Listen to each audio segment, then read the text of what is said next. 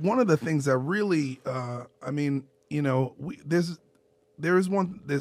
thing that I want to address is what's really bothering me. Yeah. Is there is a massive Hollywood push. Yeah. That all people of celebrity are not allowed to condemn the rioting. I formally, publicly condemn any rioting associated with any movement that is trying to create and forge change for the African American community. Yeah. I am an African American man. I do not support. I don't support police brutality. Right. I don't support police homicide. Neither do I. Yeah, and I don't support judicial negligence. No. But I don't support rioting. I don't support looting, and I don't support public destruction of property and violence. Right. And what's happening is, you know, if you online, as I continue to investigate all this stuff, you're finding that there are people who are showing up to these protests who don't care about the movement. Right. They're not there for Black Lives Matter. They're delaying the movement because of their behavior. They're delaying it's a the reason movement. to be a delinquent. Yeah, Right. and they're these Which people, I was when I was a teenager. Yeah, You know, they're I'll be smashing honest about windows, it. You know, but it's people of all colors. There are Right. videos of guys no. dressed in all military black who are breaking windows so they could go loot, Right. or they can escalate the situation. There are, you know, there's a lot of strange things going on, and there's a lot of political charge behind this. Absolutely. And people are not talking about the economic fallout of COVID-19. They're not talking about the extended lockdown order that was unnecessary. They're not talking about the way the news, the mainstream media should be charged with terrorism for the way that they terrorize the American public with fear. And that fear was so bad that even after the virus has been deemed only 0.26% of the population would be that it was lethal, which is less than influenza. People are so terrified by the news that even the CDC's guidelines that have changed now don't want to go back to society and don't want to go back to work. And we also have to talk about the other issues, that there have been riots all over the country since last Tuesday, and the hospitals are not filled with COVID-19 patients.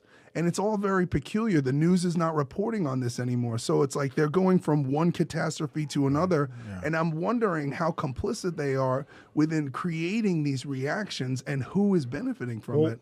You know, and the thing is, too, with the fear is that's trickling into the public as well as police officers. Yeah. So now that's why I asked you about the training and stuff, because like we talked about, if being a police officer paid higher and had more qualifications, would that make a difference? Now, when I was I can tell from my experience of being in Bosnia and having to check vehicles for bombs and our rules of engagement, and like it was literally, you know, your finger stays like this until, like, let's say there's a kid with a Molotov cocktail. If he's just holding it, oh well. Until he is literally at this phase is when you can fire a shot at him. You know what I mean? And I feel like a lot of these things are happening. If even right now I'm a police officer and I get a call to Watts and there's a situation, I am going there already with holy shit if I'm not properly trained for this.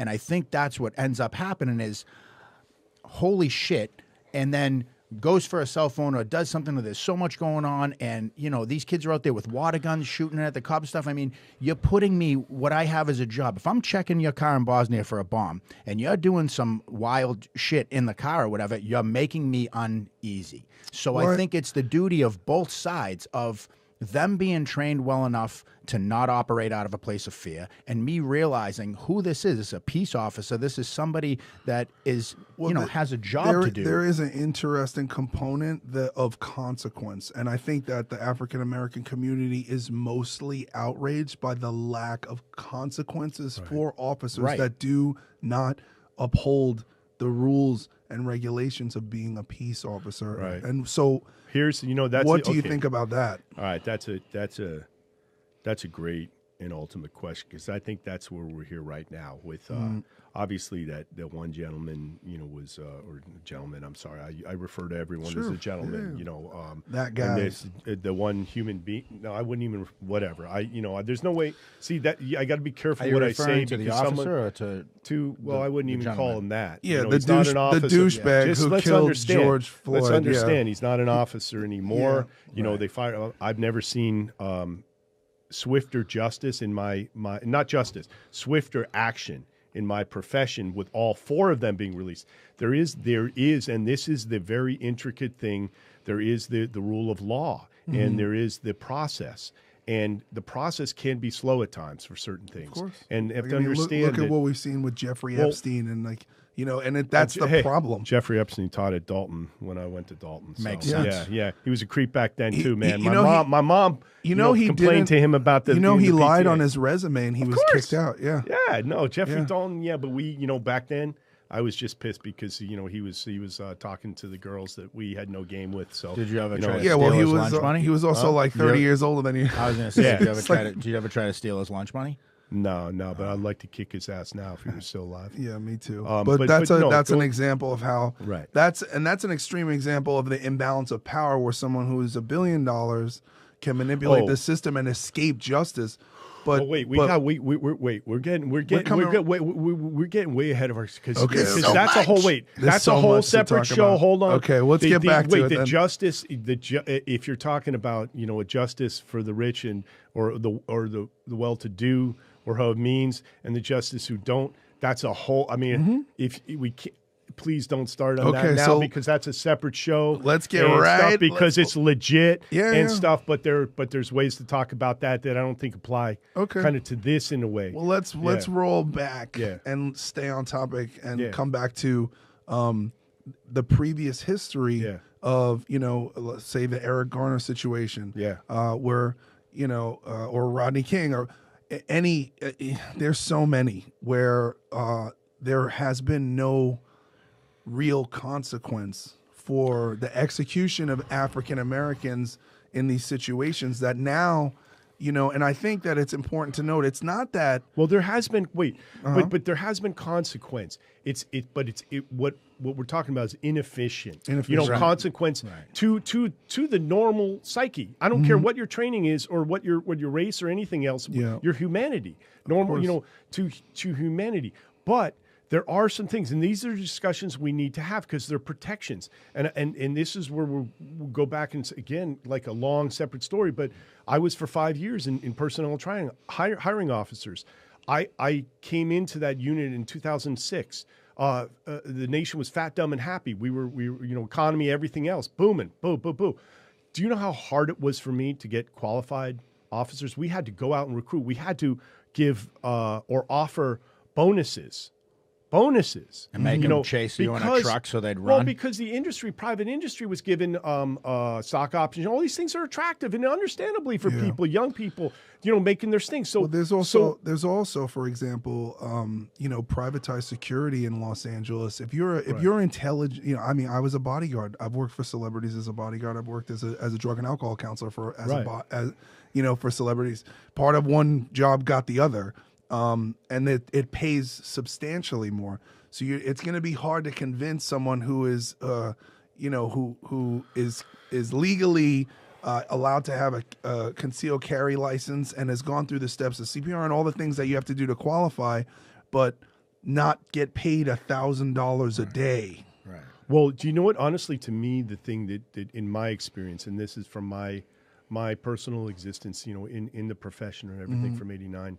And 92 being, Rodney King and OJ being, it's really, really seminal parts, is that, a lot of people got scared. While they might want to be active. Now, I was someone who, I wasn't, I don't know, my parents are dead, so I can say this. They didn't raise me to be a police officer, okay? Yeah. But I don't mean to besmirch them in that way, but they, with all due respect, I mean, the education or whatever, and my dad said to me, and he kind of meant it jokingly, but, some too, when I told him I was going to make this decision, he's saying, well, there goes, $100,000 in college education, because, at the time, you only need a college degree.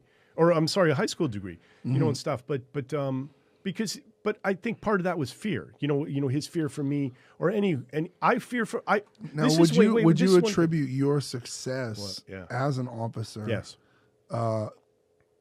To the education that was made available to you? Oh my God, my success as an officer is because my things that were made available to me in life, and that I mean by the privilege. I'll be honest with you, for the education or having this stuff, but also, my dad wasn't involved with my life, and that, Tommy, we've talked about this and stuff. Yeah, my dad was a great provider and a good man, a World War II veteran. But emotionally, he was not, that involved. A good man. Most of our generation. But my mentors, my true mentors, where I learned from stuff that was like or whatever, like, oh, okay.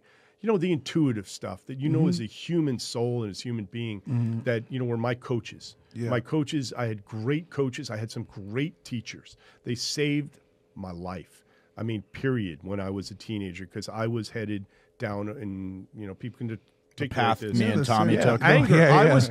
We were angry. I was angry. I didn't know how to, I didn't know why, why. I was an athlete. I was that's what my passion was. My family was academic.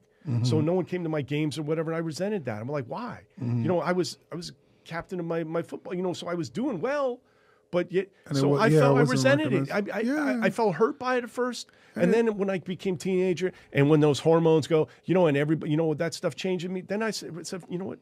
I said, fuck it. Fuck you. I said, that's the truth is, and I'm so thankful that I got to have the relationship that I did with my parents.